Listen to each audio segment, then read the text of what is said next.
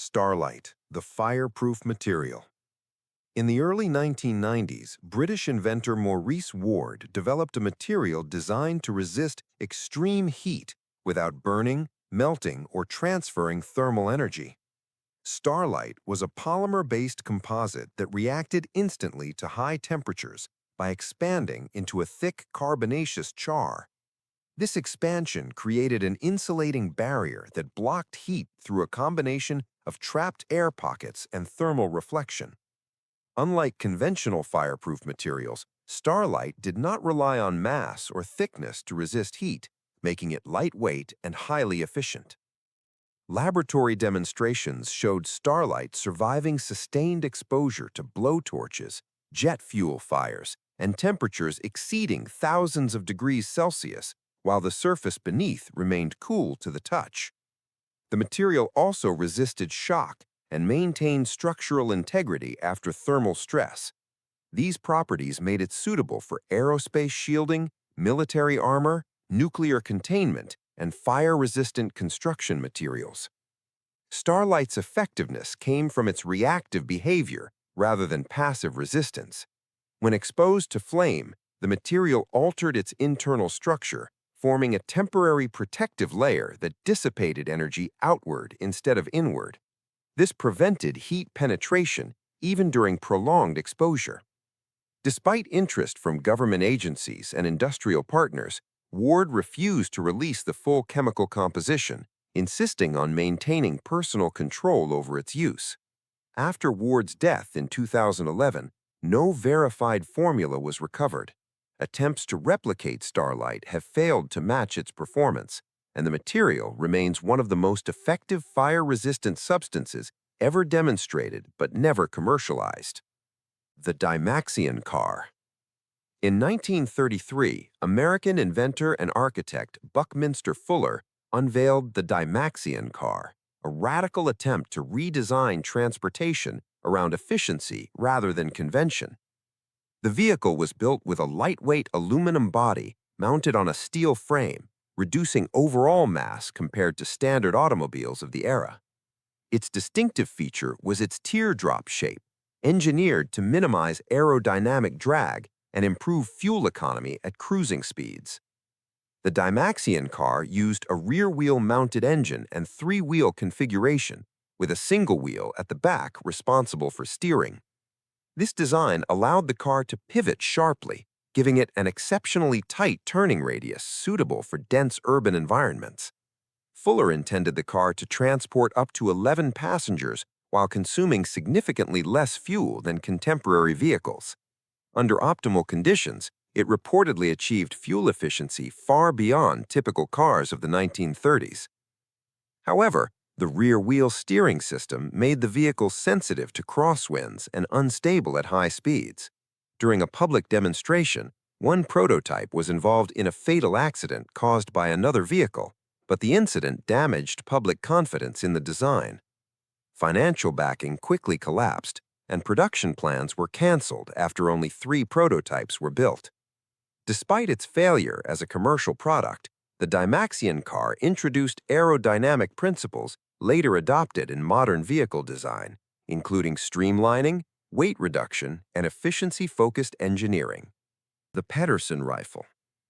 In 1918, during World War I, American firearms designer John Patterson developed a semi-automatic rifle for the U.S. military that represented a major leap in infantry weapon technology. The Patterson rifle was chambered in .276 Patterson, a smaller caliber than the standard .30-06, which allowed for lighter ammunition, reduced recoil, and faster firing without sacrificing accuracy at medium ranges. Unlike bolt-action rifles of the era, it used a toggle lock mechanism, which automatically chambered a new round after each shot, giving soldiers a significant increase in rate of fire. The weapon was designed to work with a 20-round N-block clip, which could be inserted quickly into the receiver. Its mechanism allowed for relatively smooth operation even under battlefield conditions, and it was significantly lighter than the standard-issue Springfield M1903 rifle, making it easier for troops to carry during long marches. Patterson also engineered a version that could be easily disassembled without tools for maintenance in the field. The weapon was tested rigorously by the U.S. Army in 1919, impressing military officials with its reliability, accuracy, and speed. Despite its innovative design, the rifle was ultimately rejected for mass production. The primary reason was logistical. The U.S. military had already committed to standardizing the 30-06 caliber for all infantry rifles, which simplified supply chains and ammunition production. Additionally, the end of World War I reduced the urgency for adopting new infantry rifles. Nevertheless, the Patterson rifle influenced later semi-automatic rifle designs and demonstrated the potential of mechanized cycling in personal firearms, a concept that became central to mid-20th century military rifles. Early solar-powered engines. In 1878, French engineer Augustin Mouchot created one of the earliest functional solar-powered engines. He used a parabolic reflector to concentrate sunlight onto a boiler, producing steam to power a small engine. This converted sunlight into mechanical energy without needing coal or wood. Mouchot demonstrated the engine in public exhibitions, showing it could pump water, drive machinery, and even power printing presses. By 1880, he presented a larger version at the Universal Exhibition in Paris, capable of running a small industrial machine entirely on solar heat.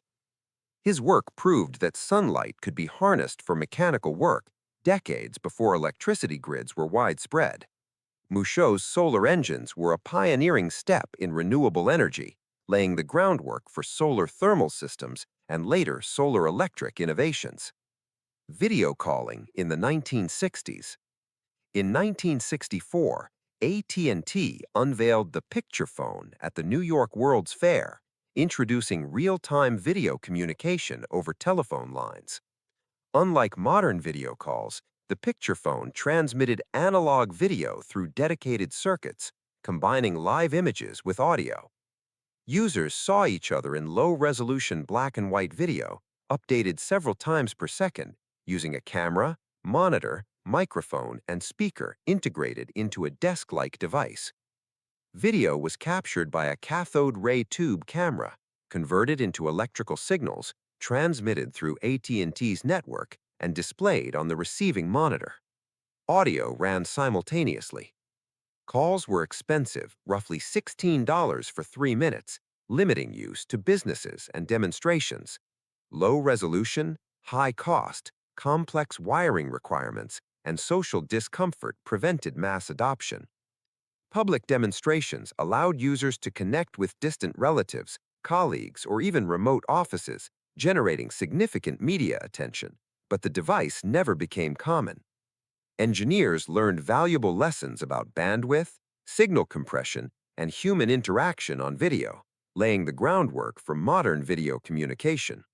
The picture phone proved that visual connection over distance was technically possible decades before digital networks, fiber optics, and the internet made it practical and affordable for everyday use. Automated restaurants. In the 1950s and 60s, experimental automated restaurants began appearing in the United States, aiming to reduce labor costs and increase efficiency. One notable example was the automat, popularized by Horn and Harddart in New York and Philadelphia. Customers could choose meals from small glass compartments in a wall of vending machines, each containing pre-cooked portions kept warm. Coins or tokens were inserted to unlock the doors and retrieve the food. Behind the scenes, kitchen staff prepared meals in bulk, ensuring constant replenishment of the compartments. The system relied on conveyor belts, automated trays, and timers to manage temperature and availability. The concept allowed for a fully self-service experience, eliminating the need for waitstaff and enabling rapid dining during busy lunch hours. Automated restaurants were considered innovative and futuristic, reflecting post-war faith in machines and efficiency. Despite convenience, they faced limitations. Meal variety was restricted, maintenance of machinery was costly, and fresh food preparation still required human labor. Social factors also played a role, as diners often preferred personal service and interaction over purely mechanical systems. The technology demonstrated principles later used in modern vending, fast food kiosks, and robotic restaurants. While the automat eventually declined, it laid the foundation for self-service innovations and showed that complex food service could be partially mechanized decades before the widespread use of digital ordering systems and robotic chefs. Early electric cars.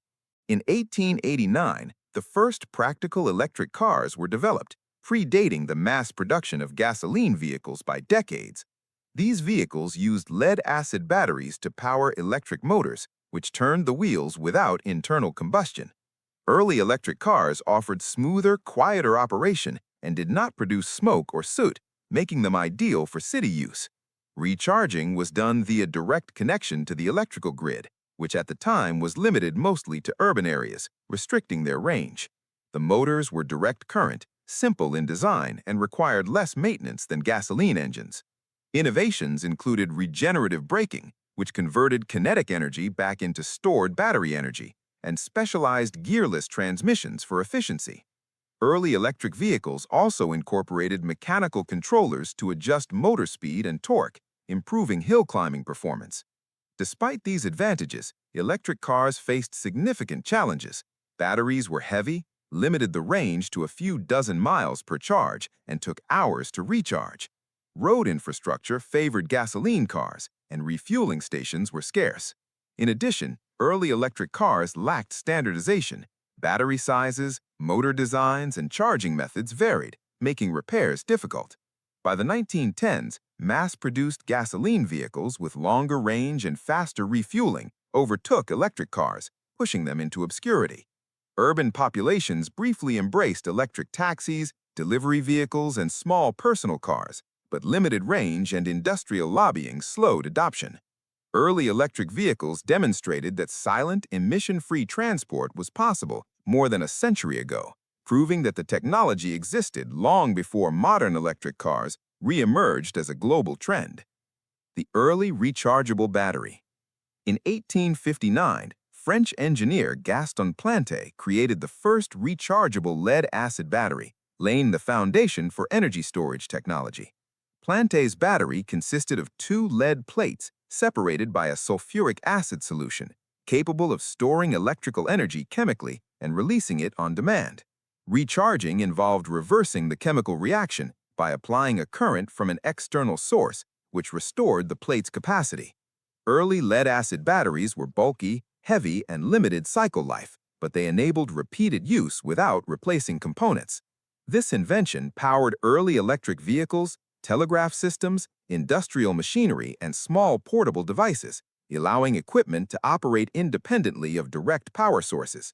Plante's design introduced fundamental principles still used in modern batteries, including the need for stable electrode materials, electrolyte management, and careful control of charge-discharge cycles.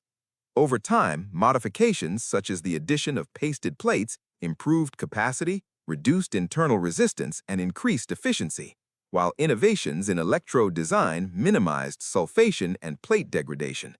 Engineers experimented with series and parallel configurations to scale voltage and capacity, making early rechargeable batteries versatile for larger systems. The rechargeable battery introduced the concept of portable energy storage, a principle that drives modern electronics, electric cars, and grid storage solutions. Plante's work proved that electricity could be stored and reused reliably, decades before widespread electrification made constant power readily available, demonstrating that even in the mid-19th century, engineers were already thinking in terms of modular, scalable energy solutions for industrial and domestic use. The air-powered subway. In 1867, in New York City, engineer Alfred Ellie Beach introduced the air-powered subway system, an early attempt to build an air-powered underground transport system. Beach's design relied on atmospheric pressure rather than engines to propel small subway cars through narrow tunnels. The tunnel was constructed beneath Broadway, and despite the extreme secrecy imposed by authorities for fears of competition with existing transit companies, Beach managed to open a short operational stretch of about 300 feet for demonstration in 1870. Passengers could enter the small car through a station at 23rd Street, ride through the tunnel, and exit at the opposite end. Although the system proved that air propulsion for urban transit was technically feasible, it could not be scaled to handle large volumes of passengers. The tunnels were narrow, ventilation was difficult, and pressure management limited the weight and size of cars. Financial and political opposition, including resistance from city officials and private transit companies, prevented expansion. The project was eventually abandoned, and the subway tunnels were closed and buried. Despite this, Beach's Panatic subway demonstrated innovative thinking in urban transportation engineering, prefiguring pneumatic tubes for mail systems and inspired later concepts for pressure-driven transport. The first fax machine. In 1843, Scottish inventor Alexander Bain created the first practical facsimile machine, transmitting images and text over telegraph lines. Bain's design used synchronized pendulums to scan the document line by line while converting variations in ink darkness into electrical signals. At the receiving end, mechanically treated paper reacted to the signals, recreating the original document with surprising accuracy. This early fax machine operated slowly and required precise alignment and timing, but it demonstrated that written information could travel electronically over distance. Bain's machine inspired improvements such as rotating drums for faster scanning, stylus-based transmission, and mechanical synchronization enhancements, making fax technology more reliable by the late 19th century. Parallel developments in telegraph and printing technology allowed the integration of faster signal transmission and better reproduction of complex symbols, charts, and handwritten text. The invention foreshadowed modern document transmission methods, including digital scanning, email, and internet-based faxing. Bain's machine showed that telecommunication could extend beyond simple Morse code, allowing replication of complex information remotely and laying the groundwork for global business communication networks. Early fax technology also influenced banking, legal, and government communication, proving that long-distance document sharing was technically feasible long before radio, television, or the internet made instantaneous global communication commonplace. Mechanical television. In 1925, Scottish inventor John Logie Baird demonstrated the first mechanical television system, creating real-time moving images using spinning discs with holes or mirrors to scan the scene. Light from a scene passed through the spinning disc, scanning line by line onto a photoelectric cell, which converted the optical information into electrical signals. These signals traveled over wires to a receiving device, where a similar disc reconstructed the image on a fluorescent screen. Early mechanical television transmitted only 30 lines of resolution at a few frames per second, producing crude, flickering images, but successfully combined moving visuals and synchronized audio. Mechanical television required precise synchronization, optical calibration, and controlled lighting conditions, highlighting the challenges of analog signal transmission. Baird tested color filters, infrared lighting, and early modulation to improve clarity and consistency. Despite limitations, the system proved that visual information could be converted to electrical signals, transmitted and reconstructed remotely. Mechanical television inspired electronic television in the 1930s, which replaced mechanical scanning with cathode ray tubes for higher resolution, greater frame rates, and stability. Baird's invention marked the first step in television technology, showing that live broadcast images were achievable decades before digital streaming and high-definition displays. The gyroscopic monorail. In 1907, Swiss engineer Louis Brennan tested the first gyroscopically stabilized single-track train, a train that relied on spinning gyroscopes to maintain balance. The central gyroscope rotated at high speed, sensing tilts and activating hydraulic or mechanical adjustments to keep the vehicle upright.